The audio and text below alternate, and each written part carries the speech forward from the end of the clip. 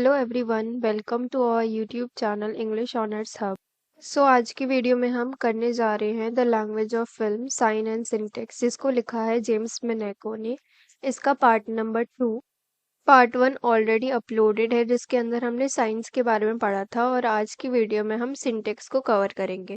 तो आइए स्टार्ट करते हैं अपना टॉपिक सिंटेक्स। तो कुछ रूल्स एंड कन्वेंशंस होते हैं जो कि फिल्म मेकर्स को इस्तेमाल करने चाहिए एक मीनिंगफुल फिल्म को बनाने के लिए। ऐसे बहुत सारे वेज हो सकते हैं जिससे कि एक फिल्म को बनाया जा सकता है। अब ये फिल्म मेकर्स के ऊपर डिपेंड करता है कि वो कैसे फिल्म को बनाते हैं और क्या टेक्निक यूज करते हैं उसमें। हुनैको काफ़ी ज़्यादा इंटरेस्टेड थे ये बात को एक्सप्लोर करने के लिए कि वो कौन से डिफरेंट वेज है जो कि फिल्म मेकर्स यूज़ करते हैं अपनी फिल्म के अंदर मीनिंग क्रिएट करने के लिए। वो समझना चाहते थे कि कैसे फिल्म मेकर्स इमेजेस और सीक्वेंसेस यूज़ करते हैं न्यू फॉर्म्स क्रिएट करने के लिए। अगर आप कोई फ़िल्म बना रहे हैं तो आपके अंदर ये एबिलिटी होनी चाहिए कि कैरेक्टर्स आपको पता होना चाहिए कि कैरेक्टर, सेटिंग, प्लॉट, इन सब चीज़ों को कैसे प्रेज़ेंट करना है। साथ ही साथ कैमरा एंगल्स कैसे होना चाहिए, एडिटिंग कैसी करनी है, सिनेमैटिक टेक्निक्स कैसे यूज़ करनी है। ये सारी क्वालिटीज़ आपके अंदर होनी चाहिए। जो चॉइसेस आप करते हैं कि कैसे फ़िल्म शूट की जाए और ओवरऑल पूरे इमेजेस एंड साउंड को कैसे अरेंज करना है, वो ओवरऑल फिल्म के सिंटेक्स में कंट्रीब्यूट करता है। जो आपकी फिल्म का सिंटेक्स है वही ऑडियंस को इन्फ्लुएंस करेगा कि वो कैसे समझते हैं फिल्म को। अब आगे वो मिसियन सीन के बारे में बात करते हैं। मिसियन सीन एक फ्रेंच टर्म है जिसका मतलब होता है पुटिंग ऑन स्टेज, यानी कि स्टेज पे सारी अरेंजमेंट्स करना, चाहे वो प्रॉप्स की हो गई, सेट्स की हो गई या एक्टर्स की हो गई। मिसियन सीन के अंदर वो सभी चीज़ें आ जाती है जो कि कैमरा के सामने होती है, जैसे कि set, actors, props, lighting, costumes. ये फिल्म मेकर के ऊपर है कि उसे अपनी फिल्म को कैसे प्रेजेंट करना है ऑडियंस के सामने। फॉर एग्जाम्पल, एक फिल्म मेकर एक सीन शूट कर रहा है रेस्टोरेंट का, तो मिसियन सीन के अंदर वो सारी चीज़ें आ जाएंगी, जैसे कि tables, chairs, booths, waiters, waitresses, costume, customers, सब कुछ। अब ये फिल्म मेकर के ऊपर है कि वो दो कैरेक्टर्स का क्लोजअप दिखाना चाहते हैं टेबल पे बैठ के जो बात कर रहे हैं, या फिर वो सिर्फ स्मॉल पार्ट दिखाना चाहते हैं रेस्टोरेंट का। जिस भी चीज़ पे फिल्म मेकर फोकस करेगा ऑडियंस वही देखेगी। फिल्म मेकर चाहे तो पूरा रेस्टोरेंट भी दिखा सकता है, जिससे ऑडियंस को ओवरऑल एटमॉस्फेयर पता चल जाए सीन का, और ऑडियंस को ये भी पता चल जाएगा कि रेस्टोरेंट के अंदर कौन कौन लोग हैं, कितने कस्टमर्स हैं, कितने वेटर्स हैं, वेट्रेसेस हैं, जो भी आसपास चीज़ें हैं वो सब देख सकते हैं। अब आगे हमें मिसियन सीन और मॉन्टेज के बीच में डिफरेंस बताया गया है। तो मिसियन सीन तो जैसे मैंने आपको बताया, जो भी स्टेज पर अरेंजमेंट होता है वही सब मिसियन सीन के अंदर आ जाता है, जैसे कि स्टेज पर डिज़ाइन सेट करना, lighting, costumes, props, actor placement, सब कुछ। और वही मॉन्टेज होता है ऑर्गेनाइजेशन ऑफ टाइम, टाइम को कैसे मैनेज करना है, वो मॉन्टेज कहलाता है। इसके अंदर आ जाता है शॉर्ट्स के बीच में कटिंग करनी, एडिटिंग टेक्निक्स और पेसिंग। मिसियन सीन और मॉन्टेज दोनों ही काफ़ी इम्पॉर्टेंट चीज़ है फिल्म्स के अंदर। और यहाँ मैं आपको बता दूँ कि मिसियन सिन बहुत ही इम्पॉर्टेंट टॉपिक है, इससे ज़रूर एक ना एक क्वेश्चन तो आएगा ही आएगा, सो इसे प्रिपेयर करना ना भूलें। नेक्स्ट टॉपिक है codes. Cinema set of rules and convention से चलता है, जिसे हम कोड्स कहते हैं। ये कोड्स फिक्स नहीं हैं, बट ये इस्तेमाल किए जाते हैं स्टोरीज बताने के लिए और फिल्म के अंदर मीनिंग क्रिएट करने के लिए। कुछ कोड्स बाकी अदर फॉर्म्स में भी क्रिएट डाले जाते हैं, जैसे कि थिएटर में, बट कुछ कोड्स ऐसे होते हैं जो कि सिर्फ और सिर्फ सिनेमा के लिए ही बनते हैं, जैसे कि जेस्चर्स और फेशियल एक्सप्रेशंस मीनिंग क्रिएट कर सकते हैं, मीनिंग कन्वे कर सकते हैं थिएटर में भी और फिल्म में भी।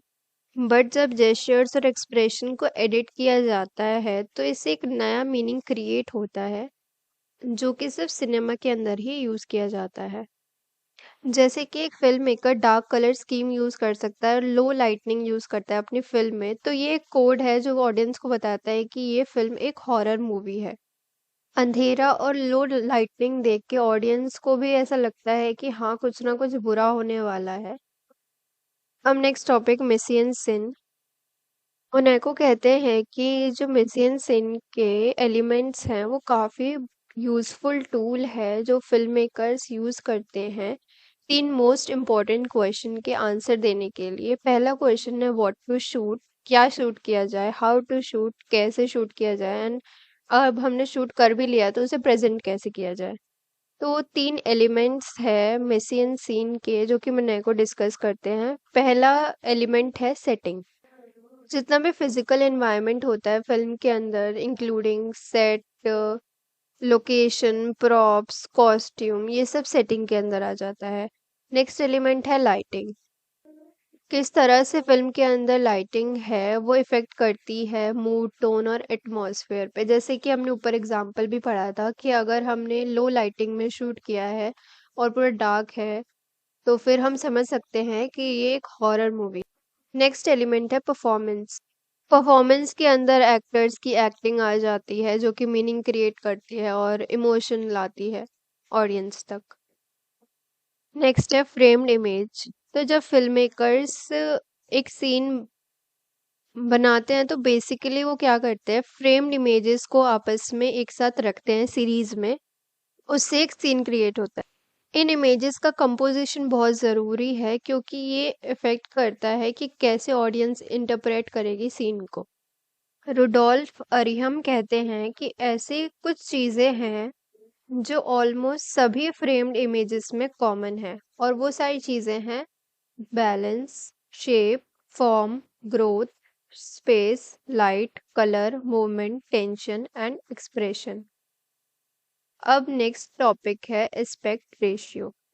एस्पेक्ट रेशियो का मतलब विड्थ का रेशियो अपॉन में हाइट का रेशियो। फिल्म्स के लिए एक स्टैंडर्ड एस्पेक्ट रेशियो हुआ करता था 1940s के टाइम पे, और वो था 1.33:1, जिसका मतलब कि फिल्म्स ज़्यादा टॉलर थी देन दे वर वाइड। ये aspect ratio interiors, faces, dialogue, ये सब फिल्म करने के लिए बहुत सूटेबल था। 1950s के अंदर वाइड स्क्रीन फॉर्मेट इंट्रोड्यूस करवाया गया जिसका एस्पेक्ट रेशियो था 2.33:1। ये फॉर्मेट बहुत ज़्यादा वाइडर था देन इट वाज टॉल, सो इसको ज़्यादातर एक्सटीरियर्स, लैंडस्केप वगैरह शूट करने के लिए इस्तेमाल किया जाता था। ये जो शिफ्ट आया है वाइड स्क्रीन फॉर्मेट्स में, इसका एक सिग्निफिकेंट इम्पैक्ट पड़ा है। वाइडर एस्पेक्ट रेशियो से फिल्म मेकर ज़्यादा वर्ल्ड दिखा सकते हैं हर एक शॉट में, और ये अलाउ करता है उन्हें कि वो और ज़्यादा इंटरेस्टिंग कंपोजिशंस दिखाएं। जैसे कि एक film maker wide screen format use कर सकता है, कैरेक्टर को चलते हुए दिखा सकता है बिजी स्ट्रीट में, और पीछे वो पूरा सिटी स्काईलाइन, पूरे सिटी को भी दिखा सकता है एक साथ। यही चीज़ नैरो और एस्पेक्ट रेशियो के साथ करना काफ़ी डिफिकल्ट था। तो वाइड स्क्रीन फॉर्मेट्स ने फिल्म मेकर्स को अलाउ किया कि वो और अच्छा एक्सपीरियंस दे सके ऑडियंस को ऐसा लगता है कि वो अपने सामने पूरा वर्ल्ड देख रहे हैं। ओवरऑल ये जो शिफ्ट था वाइड स्क्रीन फॉर्मेट्स की तरफ, ये एक पॉजिटिव डेवलपमेंट था सिनेमा के लिए, जिसने कि फिल्म मेकर्स की मदद की एक डायनेमिक और विजुअली इंटरेस्टिंग फिल्म्स बनाने के लिए। अब नेक्स्ट टॉपिक है open and closed forms. Open और क्लोज्ड फॉर्म्स दो वेज हैं शॉर्ट्स को कंपोज करने के लिए सिनेमा के अंदर। ये बेस्ड होते हैं मूवमेंट के ऊपर। क्लोज फॉर्म यानी कि जब फ्रेम जो है, फ्रेम के अंदर सिर्फ सब्जेक्ट ही हमें देखने को मिल रहा है और आसपास की कोई भी चीज़ हमें नहीं मिल रही है देखने को। जैसे फॉर एग्जांपल हम एक कैरेक्टर के फेस का क्लोजअप ले सकते हैं जब वो रो रहे हैं। ये एक एग्जांपल हो सकता है क्लोज फॉर्म का। ओपन फॉर्म्स, ओपन फॉर्म तब होता है जब फ्रेम को इस तरह से कंपोज किया जाए कि वो कुछ बताए कि आगे क्या होने वाला है। इसके अंदर हमें सब्जेक्ट के आसपास की चीज़ें भी देखने को मिलती हैं। जैसे एग्जाम्पल के लिए एक बंदा चल रहा है स्ट्रीट पे, तो ये एक ओपन फॉर्म का एग्जाम्पल हो सकता है। नेक्स्ट टॉपिक है प्लेन्स ऑफ कंपोजिशन। मतलब कि ऑब्जेक्ट या लोग कितना दूर या पास है कैमरा के। तो ये तीन तरह के होते हैं। पहला फोरग्राउंड, जब लोग बहुत कैमरा के बहुत पास हैं तो वो फोरग्राउंड है। मिडल ग्राउंड, जब मिडल में है फ्रेम के। बैकग्राउंड यानी कि बहुत दूर है कैमरा से। फिल्म मेकर ये इफेक्ट डालने के लिए यूज करते हैं। फॉर एग्जाम्पल फिल्म मेकर एक कैरेक्टर को फोरग्राउंड में दिखा सकता है, मतलब ये दिखाएगा कि हमें कैरेक्टर पे फोकस करना है। इस सीन के अंदर कैरेक्टर बहुत इंपॉर्टेंट है क्योंकि उस पे फोकस किया जा रहा है। अब आगे कलर। कलर बहुत इंपॉर्टेंट एलिमेंट है कंपोजिशन के लिए।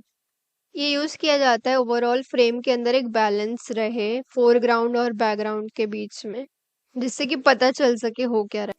अगर फोरग्राउंड और बैकग्राउंड का कलर सेम सेम ही होगा तो हमें पता ही नहीं चलेगा कि फोरग्राउंड में कौन है बैकग्राउंड में कौन है। For example film maker bright colour use कर सकते हैं व्यूअर का अटेंशन देने के लिए कैरेक्टर के ऊपर, या फिर वो डार्क ब्लू कलर यूज कर सकते हैं सस्पेंस दिखाने के लिए। कलर जो है वो सिंबॉलिक लेवल पे भी मीनिंग बताता है, जैसे रेड कलर जो है लव पैशन एंड डेंजर से एसोसिएटेड होता है, और blue colour often sadness loneliness coldness इन सब को दिखाने के लिए यूज किया जाता है। अब है लाइट्स। लाइट भी इम्पोर्टेंट है सिनेमा में क्योंकि ये डिफरेंट इफेक्ट्स डालने के लिए यूज होते हैं, डेप्थ मूड मीनिंग बताने के लिए। सिनेमा के अंदर लाइट यूज की जाती है इसको और इंटरेस्टिंग बनाने के लिए। अब है डायक्रॉनिक शॉट। एक डायक्रॉनिक शॉट डायनेमिक शॉट होता है, मतलब जो टाइम के साथ बदलता रहे। ये स्टैटिक शॉट के बिल्कुल अपोजिट होता है। स्टैटिक शॉट मतलब कि जो चेंज ना हो, और डायक्रॉनिक शॉट जो कि चेंज होता रहे ओवर टाइम। 5 चीजों से डायक्रॉनिक शॉट बनता है। पहला डिस्टेंस, दूसरा focus, angle, movement and point of view. Camera angle and focus तो इम्पोर्टेंट टूल्स हैं जो फिल्म मेकर्स यूज करते हैं डेप्थ स्पेस परसेप्शन क्रिएट करने के लिए। कैमरा एंगल हमारे सर के ऊपर भी हो सकता है, लेवल पे भी हो सकता है और लो लेवल पे भी हो सकता है। अब है कैमरा मूवमेंट, ये कैमरा कैसे मूव कर रहा है। इसके भी दो मेन टाइप्स होते हैं। तो पहला है ट्रैकिंग शॉट, जब कैमरा जो है एक ही एक्सिस पे मूव करता है, सब्जेक्ट को फॉलो करते हुए या फिर सब्जेक्ट के आसपास मूव करते हुए, तो उसे ट्रैकिंग शॉट कहते हैं। जूम शॉट के अंदर कैमरा का फोकल लेंथ बदलता रहता है, जिससे कि सब्जेक्ट कभी बड़ा लगता है कभी छोटा लगता है। अब है point of view. Point of view यानी कि किस पर्सपेक्टिव से ऑडियंस देख रही है एक्शन। ये भी दो तीन तरह का हो सकता है। पहला ऑब्जेक्टिव, यानी कि ऑडियंस वही देख रही है जो कैमरा देख रहा है। सब्जेक्टिव हो सकता है, यानी जो ऑडियंस देख रही है ऑडियंस वही देख रही है जो कि कैरेक्टर देख रहा है। और ओमनीसेंट भी हो सकता है, मतलब कि ऑडियंस जब सब कुछ देख पा रही हो, इवन वो चीजें भी जो कि कैरेक्टर्स भी नहीं देख सकते। हॉलीवुड के अंदर omniscient point of view he use किया जाता है फिल्मों में। अब नेक्स्ट है साउंड। साउंड एसेंशियल पार्ट है किसी भी फिल्म का, और ये यूज किया जाता है एटमॉस्फेयर बताने के लिए, इमोशंस बताने के लिए, एज वेल एज स्टोरी बताने के लिए भी। थ्री एंटाइटीज होती है साउंड की फिल्म के अंदर, स्पीच म्यूजिक एंड नॉइज। जब ये तीनों चीजें मिल जाती हैं तो साउंड ट्रैक बनता है। अब है synchronous and asynchronous sound. Synchronous sound वो साउंड होती है जो कि किसी सोर्स से आती है, जैसे कि डायलॉग्स चल रहे हैं कैरेक्टर्स के बीच में, वो सारी चीजें। और एसिंक्रोनस साउंड वो होती हैं जो कि हम ऊपर से ऐड कर सकते हैं, जैसे कि साउंड इफेक्ट्स वगैरह।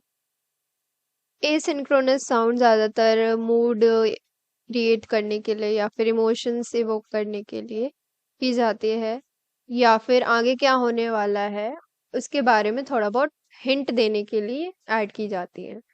अब नेक्स्ट टॉपिक है मॉन्टेज। मॉन्टेज एक तरीका है फिल्म्स को एडिट करने का जो कि डेवलप हुआ था अर्ली यूरोपियन फिल्म मेकर्स के द्वारा। इसके अंदर हम छोटे छोटे शॉट्स को सीक्वेंस में लगाते हैं, जिससे कि एक सीन क्रिएट हो सके और एक नया मीनिंग मिले। फिल्म मेकर्स का ये मानना था कि किस तरीके से शॉट्स को एडिट किया जाता है उसी पर डिपेंड करता है कि फिल्म का मीनिंग क्या निकलेगा। दो बेसिक वेज होते हैं शॉट्स को आपस में रखने के। पहला ओवरलैपिंग देम एंड दूसरा उनको एंड टू एंड लगाना। ओवरलैपिंग शॉट्स क्रिएट किए जा सकते हैं डिजॉल्व्स और सुपर इम्पोजिशंस यूज करके। डिजॉल्व्स यानी कि जब हम एक शॉट से दूसरे शॉट में चल जाते हैं, और सुपर इम्पोजिशन के अंदर आ जाता है दो शॉट्स को ओवरलैप कर देना, जिससे कि हम एक ही टाइम पे दोनों को एक साथ देख सके। और दूसरा वे जो है placing shots end to end, ये काफ़ी कॉमन वे है फिल्म्स के अंदर एडिटिंग करने का, और यही वे ज़्यादातर यूज़ किया जाता है फिल्म मेकर्स के द्वारा। मोनाको अपना डिस्कशन एंड करते हैं एडिटिंग के बारे में बता के, और बोलते हैं कि पहले साइलेंट फिल्म्स के अंदर फिल्म मेकर्स जो थे रिटन टेक्स्ट यूज़ कर देते थे स्क्रीन पे, जिससे कि पता चले कि नेक्स्ट सीन में क्या होने वाला है।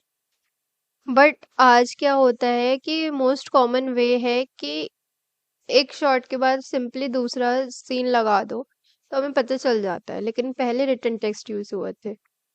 अब हम थीम्स की तरफ बढ़ते हैं। तो पहली थीम है film is a unique language.